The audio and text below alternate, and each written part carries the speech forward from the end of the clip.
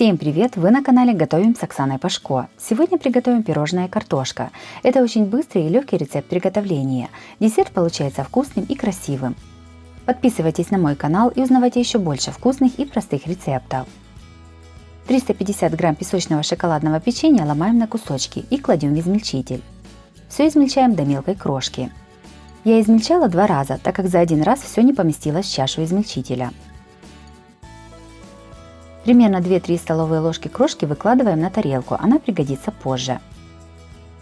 Остальную крошку насыпаем в миску.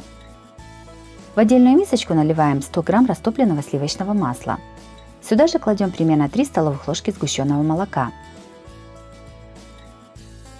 И насыпаем 3 столовых ложки какао. Все перемешиваем до однородности. Приготовленную массу выливаем на песочную крошку. Все перемешиваем сначала ложкой, а затем руками. Масса должна лепиться. Если не хватает влаги, то добавляем еще 1 столовую ложку сгущенки и перемешиваем. Также у меня на канале есть и другие рецепты разных вкусных десертов без выпечки. Смотрите их в моем плейлисте по ссылке на экране или в описании под видео. Из приготовленной массы скатываем шарики. Чтобы они были примерно одинакового размера, измеряем их столовой ложкой. 1 столовая ложка массы – это 1 шарик. Из этого количества продуктов у меня получилось 20 шариков. Подготовленные шарики кладем в измельченную крошку, которую оставили в начале, и обваливаем со всех сторон.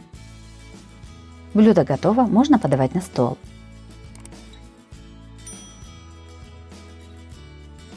Десерт картошка получился очень вкусным. Такое пирожное можно разнообразить, добавив орехи или изюм. Также такой десерт можно приготовить без какао и из белого песочного печенья. Этот рецепт всегда выручает, когда некогда долго готовить. Если вам понравился рецепт такого быстрого пирожного картошка, то обязательно ставьте лайк. Подписывайтесь на мой канал и нажимайте на колокольчик, чтобы не пропустить новые видео. С вами была Оксана Пашко. Готовьте вкусно, готовьте с удовольствием.